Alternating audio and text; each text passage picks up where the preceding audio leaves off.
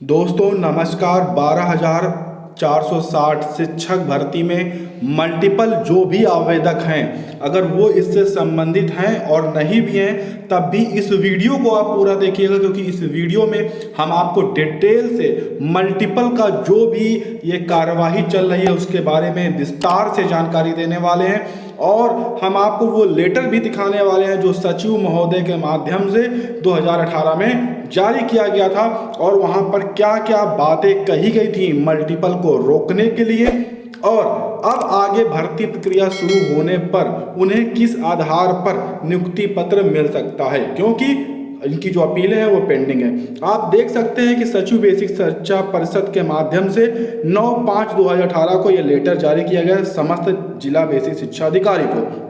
इसमें कहा गया था कि 12,460 सहायक अध्यापक भर्ती से यह संबंधित है, और कहा गया कि कृपया उपर्युक्त विषयक यहाँ पर जो गतिमान 12,460 सहायक अध्यापकों की भर्ती प्रक्रिया है उसके संदर्भ में एक ग्रहण करने की बात कही गई थी। यहाँ पर कहा गया था कि मार्गदर्शन यहाँ पर किया गया था विज्ञप्ति के माध्यम से प्रावधानों के विरुद्ध प्रथम वरीयता जनपद के आधार पर एक से अधिक जनपदों में ऑनलाइन आवेदन किया गया है। यानी कहा गया कि कुछ अभ्यर्थियों ने एक जनपद के अलावा अन्य जनपदों में यानी कई जनपदों में आवेदन किया, जिसके कारण संबंधित जनपदों का जो मेरिट का क्रम है वो प्रभावित हो गया, क्योंकि एक अगर अभ्यर्थी कई जिलों में आवेदन करेगा तो सभी जगह मेरिट का जो क्रम है वो प्रभावित होना ही है।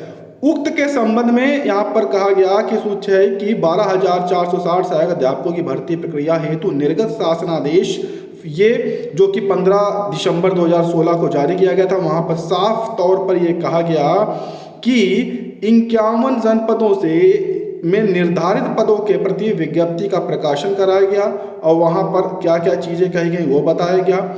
उसके बाद ये सभी चीज़ें इन्होंने बताई। फिर यहाँ पर ये कहते हैं कि जिन जनपदों में पद विज्ञापित नहीं हैं उन जनपदों के प्रशिक्षण उपाधिकारी पे किसी अन्य जनपद में प्रथम वरीयता जनपद के आधार पर आवेदन करने के पात्र होंगे।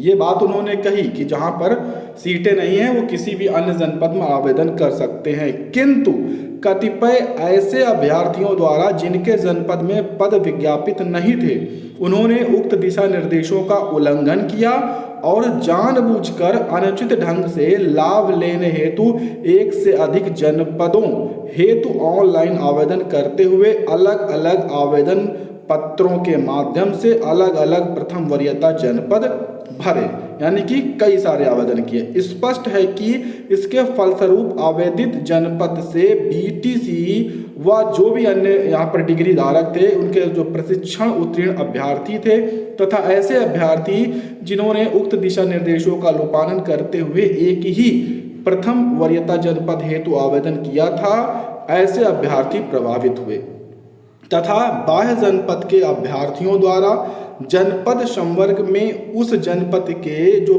प्रशिक्षित अभ्यर्थी हैं जो प्रतीक्षा सूची में थे उनकी वरीयता को यहाँ पर हानि पहुँच गई।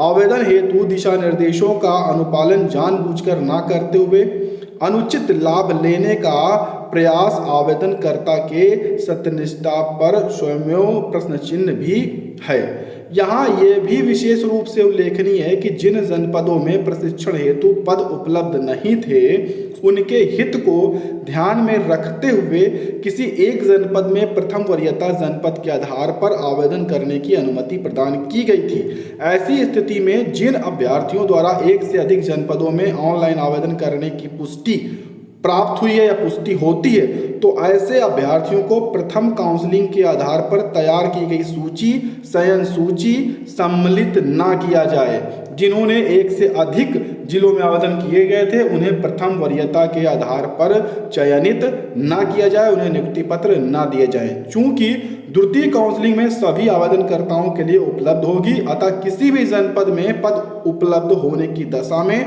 द्वितीय काउंसलिंग में ही उनके अभ्यर्थन पर विचार किया जाए। ये यहाँ पर सचिव परिषद के माध्यम से लेटर जारी हुआ था 2018 मई में। यहाँ पर आप समझ गए होंगे इस लेटर के माध्यम से कि अगर आपने 10 जिलों में आवेदन किया मल्टीपल अभ्यर्थियों ने और किसी 4 या 5 जिलों में आपका सिलेक्शन हुआ और आप किसी एक जिले में जाते हैं तो वहाँ पर आपको नियुक्ति पत्र नहीं प्राप्त होगा। अब आपको जो सेकंड काउंसलिंग होगी वहां पर किसी भी एक जिले में आप जा सकते हैं, आपने चाहे वहां आवेदन किया हो या ना किया हो, और वहां पर सीटें अगर हैं तो वहां पर आप काउंसलिंग जाकर करवा सकते हैं। तब अगर आप मेरिट सूची में आ जाते हैं तभी आप नियुक्ति पत्र ले सकते हैं। फिलहाल प्रथम काउंसलिंग में नियुक्ति पत्र नहीं ले पाएंगे। संबंधित इससे याचिका पेंडिंग है, उस पर अभी सुनवाई हो रही है। इस समय कोई सुनवाई नहीं हो रही है, रुकी हुई है। तो ये आज की अपडेट थी। पसंद आई हो तो वीडियो को लाइक शेयर करिएगा।